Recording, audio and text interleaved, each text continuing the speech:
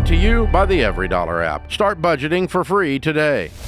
Unfortunately, I found your stuff a little too late, and I have quite the financial mess. Okay, tell me about it. So I have 4 mortgages, a car loan, and 1 credit card. And I started listening to your stuff. I was working. Me and my wife, we were building an emergency fund, and I have been trying to get rid of these rental properties for some time now. And I've made some leaps and strides in the last few months. And my question is pertaining to the remainder of our money, our savings.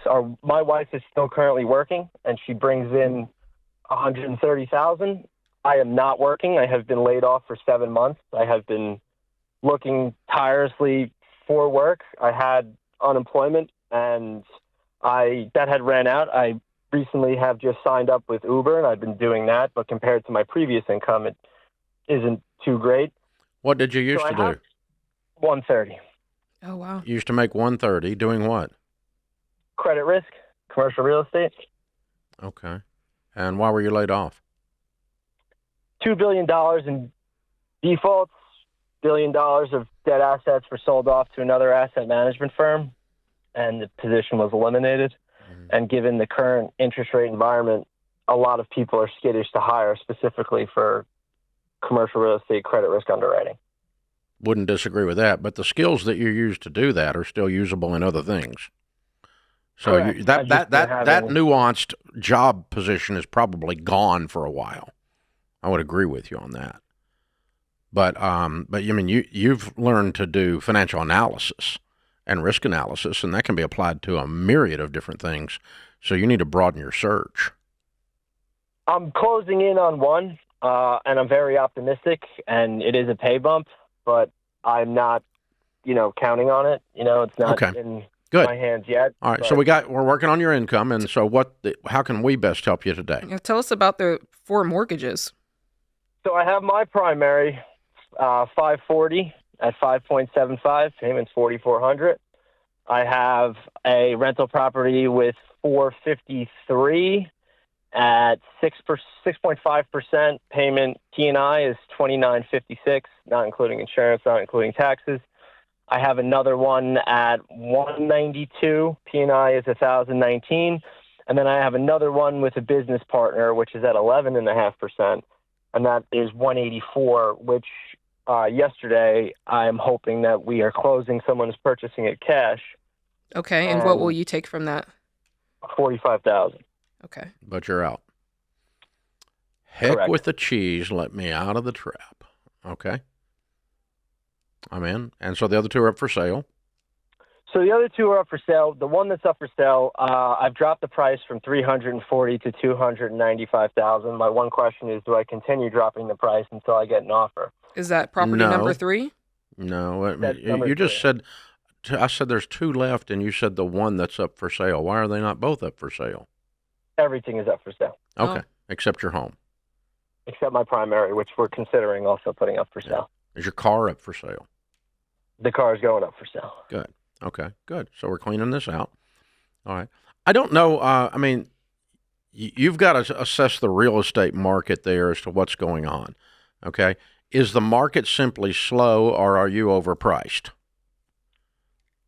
There was a significant depreciation in one of the properties, which is the one I have the specific question about, to use the remainder of our savings to get out of that property. The question I want to know is, what is the stinking thing really worth? What is the actual market value? What is someone going to walk up and pay for this house today? Not what have you got in it, not what do you wish would happen, but if you were going to put this thing on the market and you were not standing in the forest, instead you were outside looking at the trees, what is it actually freaking worth? $475,000. All right. And what have you got it on the market for? I have it listed for $495,000. Okay. All right. Well, if it's actually worth $475,000, that may be a bump high, but it's not enough high to keep somebody from coming and giving you a market value offer. So, how long has it been on the market for $475,000?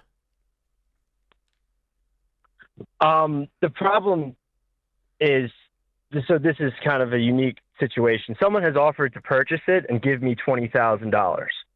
I'm 2 months behind on that payment and I owe the property taxes, the conditions for them to come through with that are to be current with that mortgage and to be up to date on those property taxes. And the 20,000 doesn't cover I'm it. sorry. They're going to take over your mortgage? I'm sorry, can you repeat that? You threw your phone out the window. I'm sorry. What happened? They can't take over your mortgage, honey. They service it. No, they can't do that.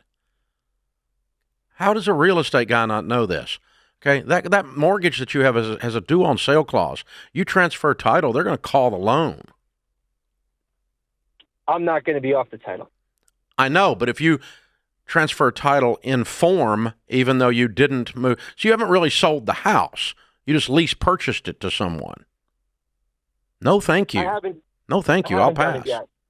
Yeah, don't do that. That's a bad deal. If any of the insurance or anything else, any of the tax notifications, anything gets transferred out of your name and the mortgage company notices it, they're going to say you have transferred in form even though you haven't moved the title, and they're still going to call the loan. Read paragraph 17 of your Fannie Mae deed of trust. You'll see what I'm talking about. How much are you? How much is the total of the months that you are behind in the property taxes? Because you were talking about dipping into your emergency fund to clear that. I'm behind $6,000. They put a lender forced insurance policy on it, which is more than the other. Oh yeah, way more would be. Way so more. For the 2 months, I owe $1,000 in insurance, which they billed to a forced escrow account, and then $29.56 for June and July's payment. You have two issues. Number one, you've got to work on that issue. Number two, we've got to get a buyer. The buyer that you have is not a real buyer. Run him off. You're going to get in trouble here, man, because you're getting desperate. Yeah. What's in your emergency fund, real quick? $12,500. Yeah.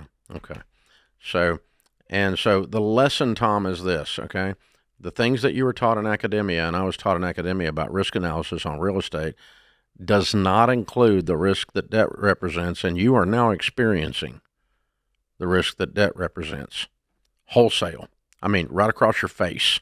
You're getting slapped repeatedly with the risk that debt represents. So you went into all these properties thinking there was no risk, and the tenants were going to pay everything, and the tenants were always going to be there, and they were always going to pay, and they weren't going to tear up anything, and there wasn't going to be any repairs. And you found out that the more debt there is, the more risk there is, and you just took on a boatload of risk for no money. One property sells, you make $45,000. The other one sells, you get out barely. Mm-hmm. You got no money, and you traded all of that for risk. So no, I hope you can get out of these, and that's your goal. And I hope you get this job, and that's your goal. Create your free every dollar budget today, the simplest way to budget for your life.